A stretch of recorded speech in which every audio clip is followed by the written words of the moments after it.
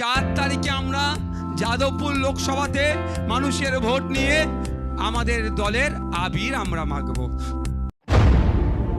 4 তারিখে যাদবপুর লোকসভা কেন্দ্রে জয়ী হয়ে আবির মাগবে বক্তব্য নওশাদ সিদ্দিকীর। প্রিয় দর্শক, আমি রিন্টু আইসেব রিন্টু চ্যানেলের পর্দায় ভিডিও করি সত্য মিথ্যা তুলে ধরার জন্য। 24-এ কি আসলে কি যাদবপুর লোকসভা কি নওশাদ নিতে চলেছে? নওশাদের বক্তব্যের মাঝে সেইটাই বোঝা যাচ্ছে, জিতে আবির মাগবে। এটা কি আসলে সত্যি হতে চলেছে 4 তারিখে?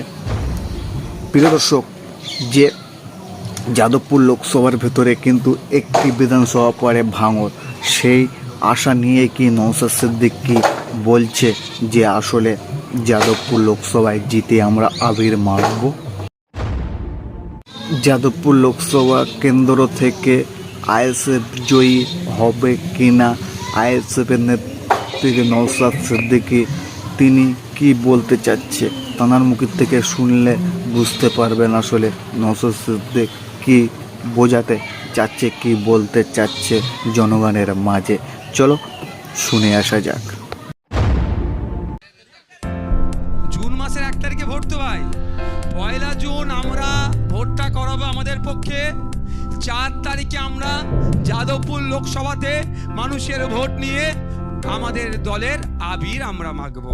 তবে একটা কথা বলে রাখি, সে যেই হোক না কেন, আজকের পর থেকে বলছি, আমি কিন্তু নেতৃত্বদেরকে ছাড়বো না। এই যেভাবে ডিজে নিয়ে অশ্লীলতা হয়, ভাঙড়ের সমস্ত লেভেলের নেতৃত্বরা আছেন, এখানে বিভিন্ন ব্লকের নেতৃত্বরা আছেন, আমি কিন্তু লোকাল নেতৃত্বদেরকে ছাড়বো না। যে ভাইজান ওরা করে ফেলেছে, ও দরকার নেই, আমাদের ও দরকার নেই। আমরা আইন প্রতিষ্ঠা করার জন্য আসছি, তো আইনের বহির্ভূত কাজ ডিজে বাজানো। তাহলে তৃণমূলের আমরা কি তফাৎ রইলাম ভাই? ডিজে আমরা বাজাবো না। আমরা কি করব? অবশ্যই একটু আবির মাগবো। মানুষ আমাদেরকে আশা করছে সুযোগ দেবে। আমরা বিজয় উৎসব কাকে বলে, বিজয় উৎসবের মাধ্যমে সামাজিক কি বার্তা দেওয়া যায়, আশা করছি 4 তারিখে রেজাল্ট পাওয়ার পরেই আমরা ঘোষণা করব এবং সারা রাজ্যের মানুষকে তাক লাগিয়ে দেব। কিন্তু এই রেজাল্টটা পেতে গেলে কার ভূমিকা লাগবে? আপনাদের ভূমিকা। আপনারা ছাড়া আমরা চ্যাম্পিয়ন অর্থাৎ 1 নম্বর থাকার রেজাল্টটা পাবো না।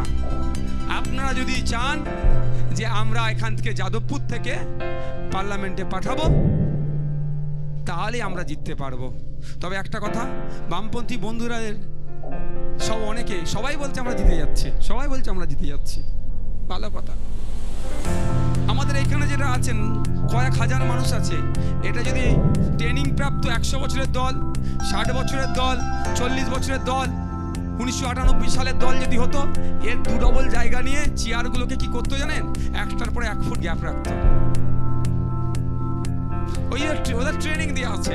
আর আমরা যত পারবো ভাইজানের বুকের উপরে উঠতে হবে, কাছে আসি।